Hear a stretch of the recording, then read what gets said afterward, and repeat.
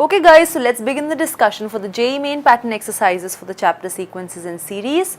The first question says that if the non-zero numbers 3 given are there, x, y and z, they are in AP, and tan inverse x, tan inverse y, tan inverse z is also in AP, then what is the relationship between these three numbers? So if x, y and z are in AP, that means twice of y is equal to x plus z, and if tan inverse x, tan inverse y and tan inverse z are also in AP, that means again that twice of tan inverse y is equal to tan inverse x plus tan inverse z.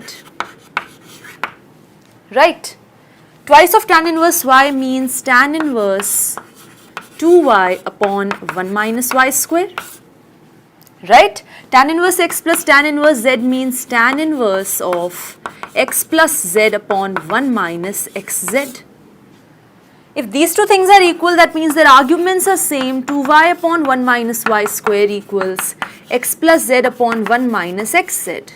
Now 2y is equal to x plus z. The numerators are equal. So automatically for these fractions to be the same, 1 minus y square equals 1 minus xz. This eventually means y square equals xz. So x, y, z are in AP. From here you can say x, y, z are in GP. So if three numbers are in AP as well as GP, then that only means that they three are equal. So we began with these three terms being in AP. Because of the second very argument given to us, we concluded that they are in GP as well, and therefore all these three numbers have to be same. Only then can they be in both AP as well as in GP. So that's how we deal with this question. Let's move on to the next one. Second question says that if three positive real numbers are in AP such that their product is 4, then what is the minimum value of B? Okay, so if A, B, C are in AP, that means B minus A is the common difference D, and that is same as C minus B. This means what? This means that A is B minus D, and it means that C is D plus B. Now if A into B into C is given to me as 4, what is A into B into C? A is B minus D, B is B, and C is B plus D. This is 4. This means B into B square minus D square is 4. Now, you know that B square minus D square is obviously less than B square. You can just take it strictly less as well. Fine. So B into this is less than B into this. So you get B into B square minus D square is less than B cube. But B into B square minus D square is actually 4. So 4 is less than B cube, or B is greater than 2 to the power 2 by 3. If B is greater than 2 to the power 2 by 3, that means minimum value is this. You can take it to be equal to, and then you are going to get it to be the minimum value. What is the minimum value? 2 to the power 2 by 3. Now the next question says what? That if B minus C, 2B minus X and B minus A are in HP, harmonic progression, then A minus X by 2, B minus X by 2, C minus X by 2 are in what? So if these three terms are in HP, that means their reciprocals are in AP. So if the reciprocals are in AP, that means 1 upon B minus C, 1 upon 2B minus X, and 1 upon B minus A, they are in AP. This eventually means twice of the middle one. Twice of the middle term is equal to sum of the first and the third. So 1 upon B minus C plus 1 upon B minus A. Very, very easily you can resolve this expression completely, and what you are going to get is B minus X by 2 whole square is equal to A minus X by 2 into C minus X by 2. Which means that what? B minus X by 2 whole square equals A minus X by 2 into C minus X by 2 means that A minus X by 2, B minus X by 2, C minus X by 2, they are in GP. So if These three terms are in HP, their reciprocals are in AP, because of which this is the relationship between them. Resolve it, you get this, which means A minus x by 2, C minus x by 2, B minus x by 2, they are in GP. Moving to the next question, if the first two terms of a harmonic progression are given to you as 2 by 5 and 12 by 23. So if they are given to you as 2 by 5 and 12 by 23, then the largest term is what in this HP? So the first two terms, first term of an HP is 1 by A, second term is 1 upon A plus D, because their reciprocals are in AP, right? 1 upon A is given to you as 2 by 5, 1 upon A plus D is given to you as 12 by 23. From here you can say A is 5 by 2, and again from here you can resolve and you can get D is minus 7 by 12. Nth term of the HP is given by what? 1 upon A plus N minus 1 into D. You have A, you have D, you are going to find this out. This is going to come out to be 12 upon 37 minus 7N. I want that N for which I can get the largest term. Now you can see if you put N equals 1, you get 12 upon 37 minus 7. See, one thing you understand, for this complete fraction to be the largest, the denominator has to be the least. This is going to be largest when the denominator is the least. For which n the denominator is the least, you can very clearly see, you can plug in n equals 1, 2, 3, 4, 5. At 5 you will have to stop because 6 is going to exceed it again. At 5 if you stop, you get 37 minus 35, which is 2. That is the least denominator you can get, for which you are going to get the largest value of this fraction, because if you move ahead of it, you are going to get negative in the denominator, which eventually is going to make the entire fraction negative, which is going to make it smaller in magnitude, right? So that is why for this complete fraction to be the largest, the smallest positive quantity which this denominator can gain is 2. That is when this difference is 2, that means when this is 35, which means when this is 5. So for n equals 5, that means for n equals 5 I am getting this term becoming the largest. So fifth term of this harmonic progression is the largest. Answer is option number A. Okay. What is the next question? Let's see if 3 arithmetic means, 3 geometric means and 3 harmonic means are inserted between 1 and 5. Okay. Then find the cubic equation whose roots are first AM, second GM and third HM between 1 and 5. So see, situation is, this is 1, this is 5, A1, A2, A3. 3 arithmetic means are inserted. I am only interested in the value of first arithmetic mean, which is what? It is A plus D, where D is B minus A upon N plus 1. So what is A1? A is 1, see, this is A and this is B. So 1 plus B minus A, 5 minus 1, that is 4 upon N is 3, 3 plus 1 is 4, you get 2.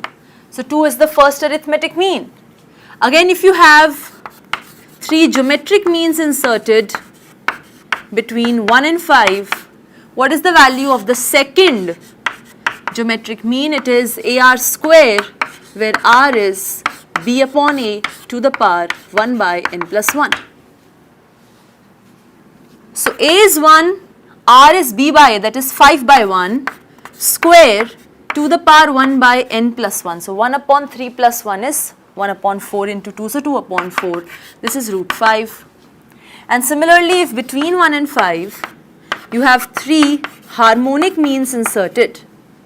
If between 1 and 5 you have 3 harmonic means inserted, I am only interested in the value of the third harmonic mean. I know that 1 upon H3 is 1 upon A plus 3D, where D is A minus B upon N plus 1 into AB.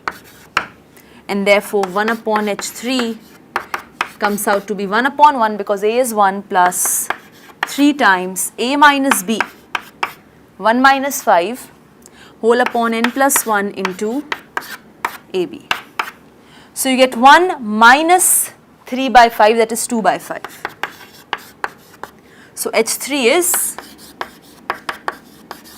5 by 2. That's how you get the first arithmetic mean, second geometric mean and third harmonic mean. These three are the roots of a certain equation, cubic equation. And when you know all the roots of this cubic equation, you can get the cubic equation, isn't it? The three roots are what?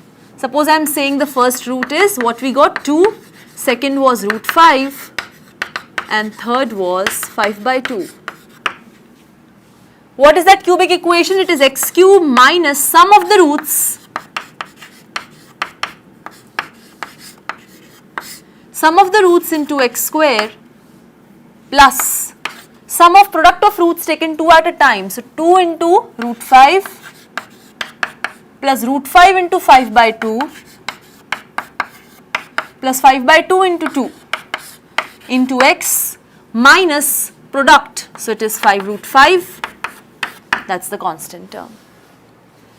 X cube minus sum of the roots into x square plus sum of product of roots taken 2 at a time into x minus product of the roots. And this is what, if you resolve, you get the first option as the correct one. Clear? Now moving on to the next, we have the sixth one, which talks about the series now. What does it say? Let's see. It says the sum of n terms of this series is what? Okay. So let's talk about this. What is the nth term? Nth term of this series will be 1 plus 3 plus 5 plus 7 plus and so on to n minus 1. What is this? What is this? I can write this as summation to r minus 1, r going from 1 to n, right? For r equals 1, this is 1. For r equals 2, it is 3. For r equals 3, it is 5. For r equals n, it is 2n minus 1. This gives you twice of summation r going from 1 to n minus 1, which is twice of n into n plus 1 by 2 minus 1, which gives you n square. This is actually summation r going from 1 to n till 1. 1 plus 1 plus 1 n times gives you n, so you get n square plus n minus n, which is n square. This is the nth term. You need to add the nth term. Basically, you need to find the sum of first n terms of this series. So you basically need to find what? Summation r square, r going from 1 to n, right? Because that's what we've got. So it is n plus 1, 2n plus 1 by 6, and that is your answer. So just generalize the very nth term. You need to add the nth term n times basically, right? So it is summation r square, r going from 1 to n. Okay? So the first term is this, second term, third term. You need to add, basically find the sum of n terms of this particular series. Clear? And that is coming out to be n plus 1, 2n plus 1 by 6. Now we have the next question in the league. It says if n is even, then the sum of n terms of this series is what? So n is even. Now please observe the very expression carefully. If you are going to see, with even numbers there is a minus sign, with odd numbers there is a plus sign. With even there is minus, with odd there is plus. So if this series stops at an even number, it is going to look like what? 1 square minus 2 square plus 3 square minus 4 square. End is even, so it will be minus n square. Before it is odd, so it will be plus n minus 1 whole square. 1 less. 1 less. So here it is even, so minus 1 less with plus sign. So this is what you get. Now when you eventually open this up, what is it that you obtain? You get a square minus b square. It is a plus b, a minus b, again a plus b, a minus b, again n minus 1 minus n, n minus 1 plus n. You solve this, you get 1 plus 2 plus 3 plus and so on till n, which is negative of n into n plus 1 by 2, and that is what is very simply your sum. Just understand carefully, if you are stopping at even number, before it comes a minus sign, and 1 less of it, which is an odd number, obtains a plus sign. Now moving on to the next question, we have the sum to n terms of this series is what? Okay, let's talk about this now. You can very easily observe it is of telescopic form. How do you write the general term, that is the rth term? It is 1 upon 2r minus 1 into 2r plus 1, right? You know you can write this as 1 by 2, 1 upon 2r minus 1 minus 1 upon 2r plus 1 for all r. That's what we've learned, right?